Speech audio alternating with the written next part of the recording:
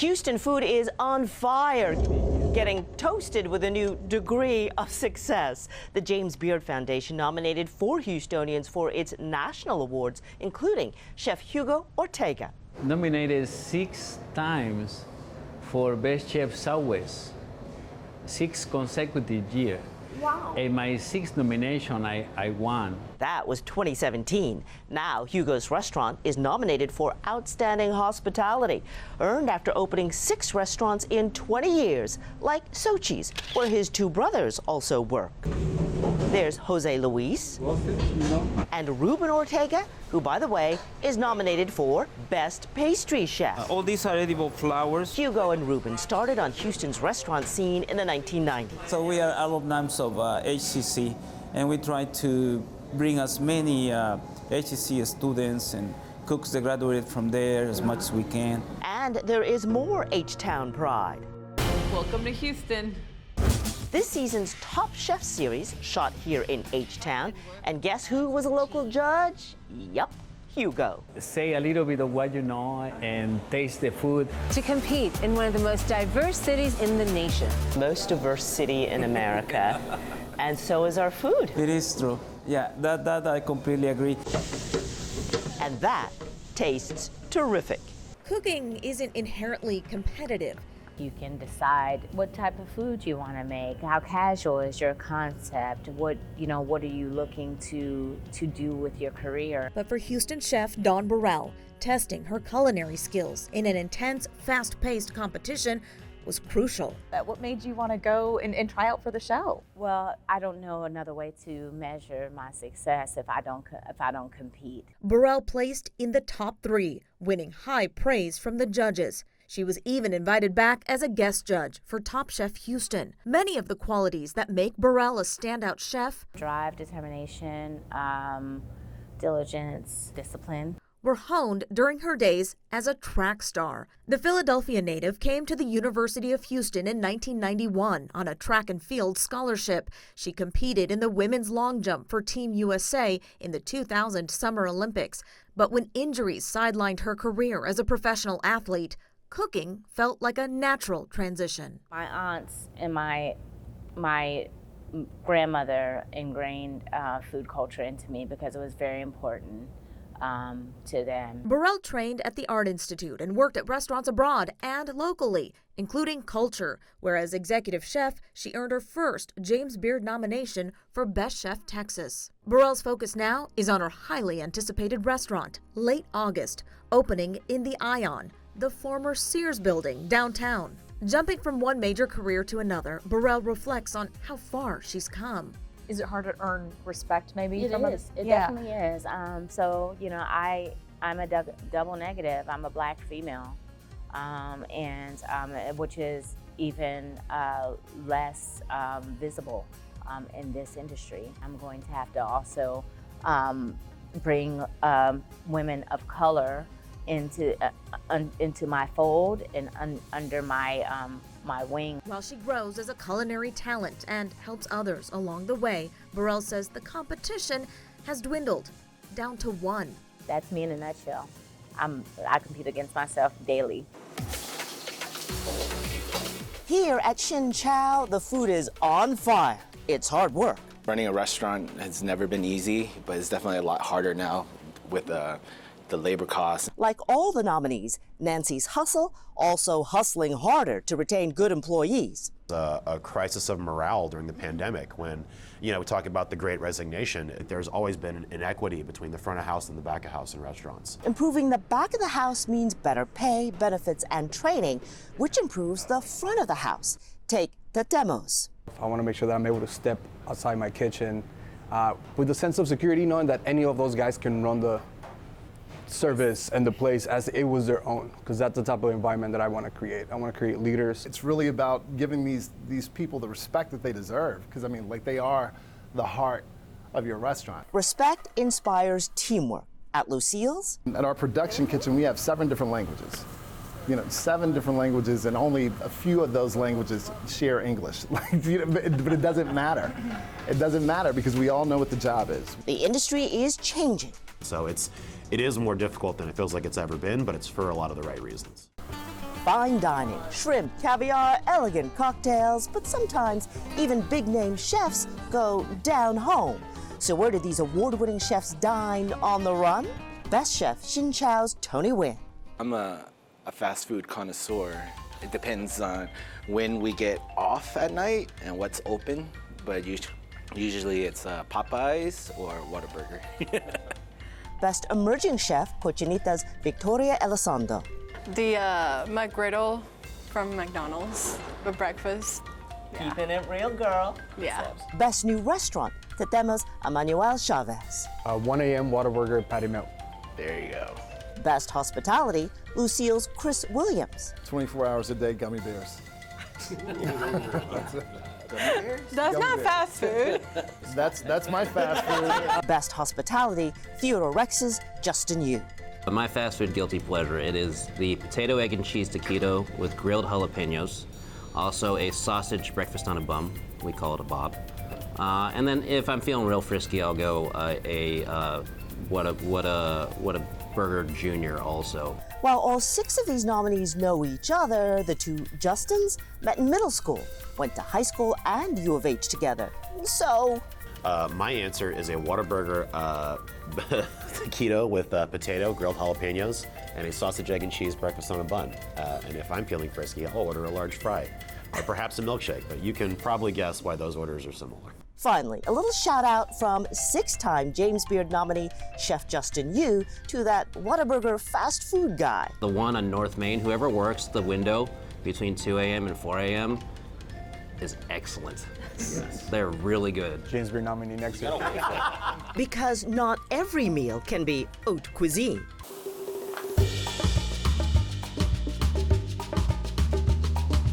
Meet H-Town's James Beard National semifinalists nominated for everything from Best Chef to Best Drinks. So we asked these culinary kings and queens, so what is your food love story? Best Chef, KHOU's Tony Wynn. It starts with my mom. My mom immigrated from Vietnam, and she doesn't know how to say I love you. So the way she say I love you is through food. My family would take us to Fung's Kitchen, and it was just like an amazing experience. I'm really happy here. I want to do this. Best Emerging Chef, Cochinita's Victoria Elizondo. Was offered a job as a server at this Peruvian restaurant. Every server needed to know the history behind every dish. Just beautiful and tasteful. It made me fall in love. Best Hospitality, Lucille's Chris Williams. I think I was like around 12 years old, and I used to go spend weeks at a time with my grandmother, cooking everything from scratch. That's where the passion started. And when I hate this business, sometimes I tap into that memory. Best Wine and Beverages, Nancy's Hustles, Justin Van. My love story is actually alcohol. It was at the University of Houston. I'm taking a wine class, I tasted a really cool Bordeaux that it was such a profound experience. I was like, I'm gonna discard everything else in my life and pursue this now. Best Hospitality, Theodore Rex's Justin Yu. Ever since I was in pre-K, I've always said that I wanted to be a chef. At the table at the restaurant, was where everybody was always the happiest. So I always felt as if I wanted to make sure that everybody was happy. Justin went on to open the trailblazing Oxheart restaurant, which leads us to Best New Restaurant, Tetemos Emmanuel Chavez. I'm gonna sound like a complete fanboy, but Oxheart, 2011, first tasting menu, all vegetable driven. I still have dreams about that style of service, and that changed my career. I have goosebumps. A full circle tale of food and love. It's a very secret recipe. Who selects the James Beard nominees? Take Nancy's Hustle and its wine and beverage program. I was pretty baffled when we were nominated, if I'm being totally honest, because this category typically features very expensive, large wine programs. Van's wine inventory is $50,000 compared to the big players with million-dollar inventories. And that's a common theme this year. All these nominees are smaller players in modest settings. Tetemos seats just 13 and sells tortillas and masa in addition to meals. 3 businesses with the tastings, the brunches, and the wholesale all at once with our little space that used to be a juice bar. The idea of blue ribbon restaurants has changed. Theodore Rex sits in a warehouse district. Hospitality does not just need to have a white tablecloth. Hospitality means making sure everybody feels accepted in their space.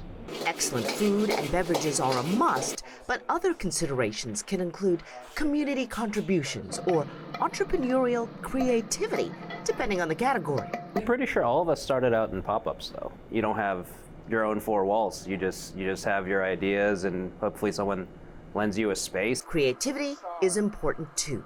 Chef Chris Williams says Houston's diverse populations nurtures that. We're here, it's just a wide open playground. And the only thing that defines it is it just has to be genuine, creative, and consistent. Cochinita's Victoria Elizondo likes the melting pot of ideas and tastes. It doesn't let you get comfortable because, there's always something coming up. Including who will make the finalists cut. And so for folks who may not know, James Beard Award is, everybody says it's like the Oscars, yes? Yes. I say Grammys, but yeah. Grammys, Oscars, okay. An outstanding honor, no matter how you serve it up.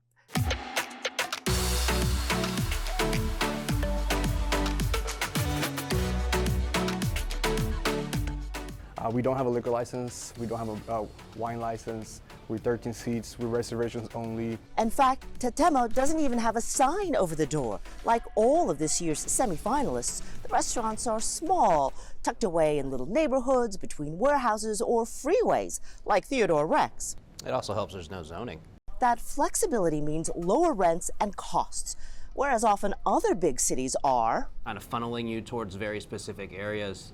Houston, anything can happen anywhere, honestly. Could this group have duplicated their success in, say, New York or Los Angeles?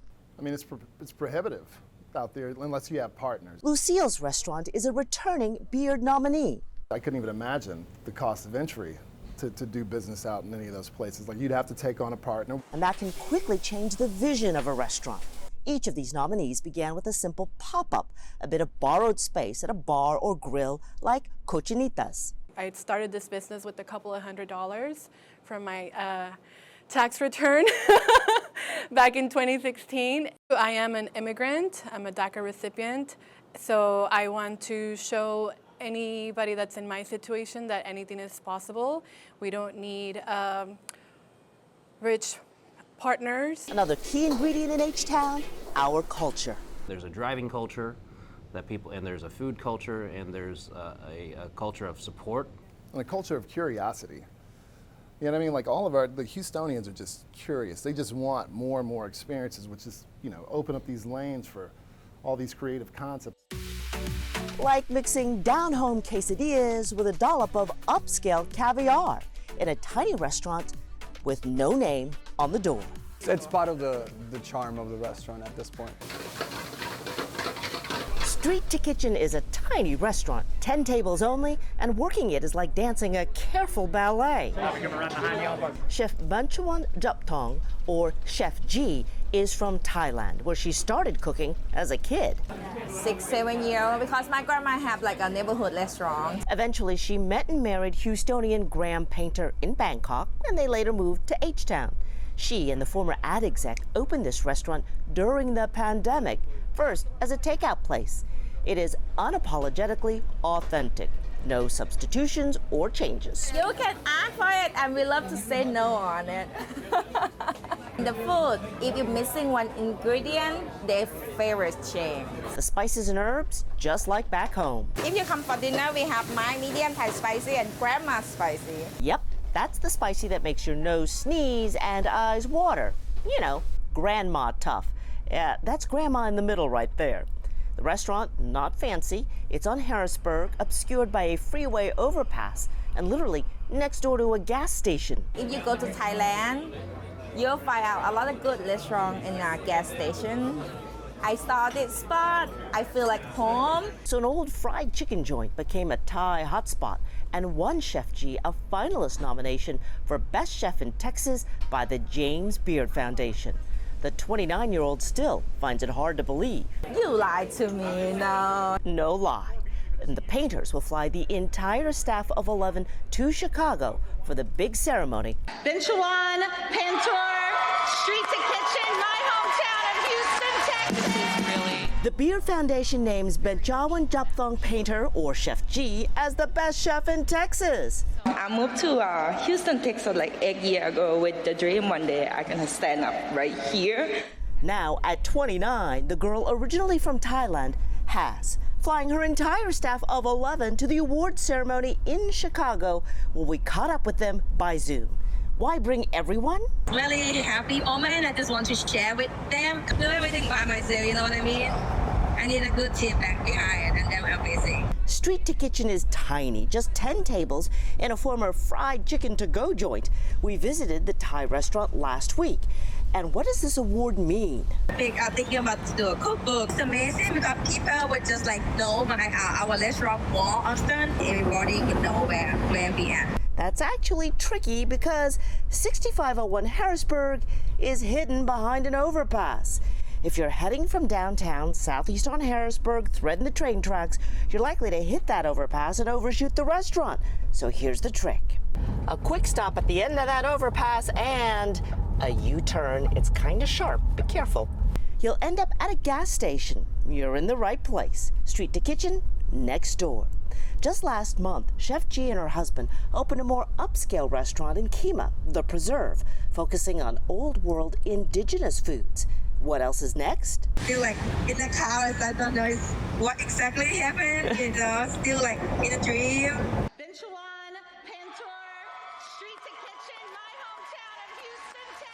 After a whirlwind following her prestigious James Beard Best Chef of Texas Award, Chef G is back to work. Back to live life now. Her tiny 10-table restaurant now has triple the usual reservations.